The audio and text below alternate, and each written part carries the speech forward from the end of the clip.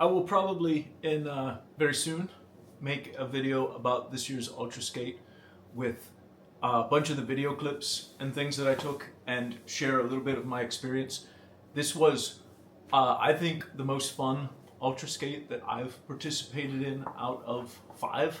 So it was a good one, and I'm going to put some clips together. But before I get to all that, I want to take these skateboards I took with me apart and make some changes, but I wanted to make a quick video of the boards I rode, or not, I rode them all, but took with me to this year, because I took a lot. I took 4 setups, and here they are. I did take other poles too, but this is the one I used the whole time.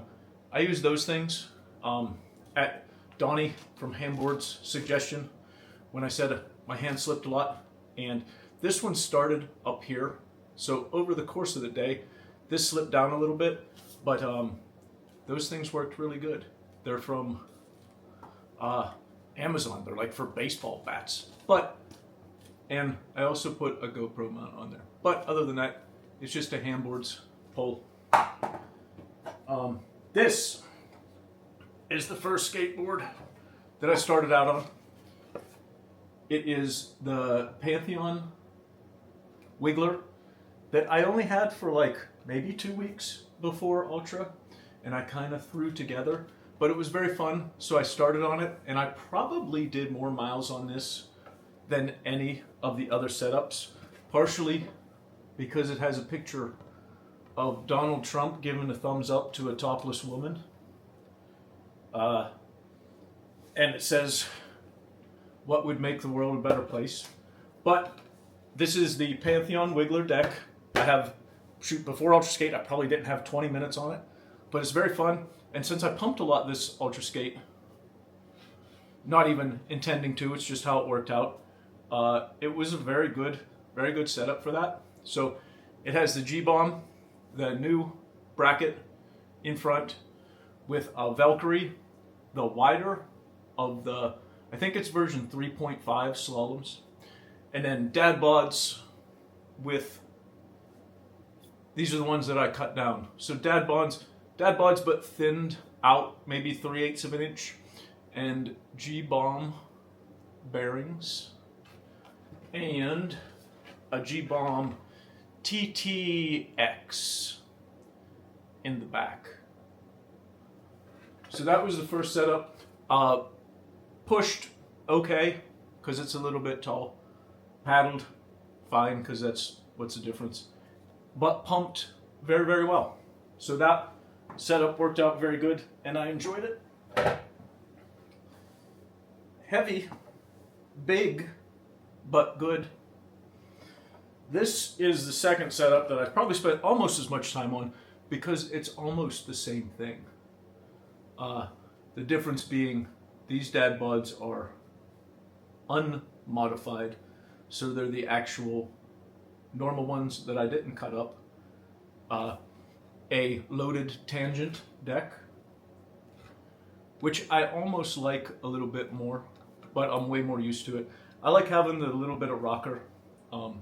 Pushed almost the same, maybe a touch better. Pumped almost the same, maybe a touch worse. And same G-bomb bracket in the front.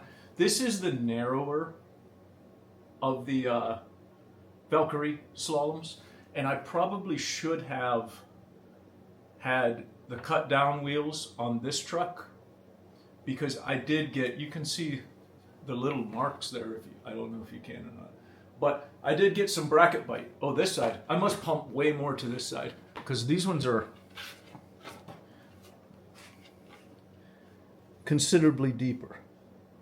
So that's some bracket bite from the wheels rubbing. So I should have used the wider Valkyrie with the non-cut down dad bods, and I might not have had that, but and I noticed it a little bit while I was pumping hard, but not enough to really bother me. Same TTX on the back. This one was very fun too. I enjoyed those 2 skateboards a lot, and spent 90% of the time between one of those 2. The next thing was this, super low, much smaller wheels, the Tensor Maglite trucks that are super low, the double drop with even an extra ½ inch of riser, and this thing is just insanely low. And I rode a couple laps with it, but not many, because it doesn't really pump at all. The reason I brought this one was because I was worried a little bit about rain. So this was going to be my setup to ride if it rained. And it didn't rain.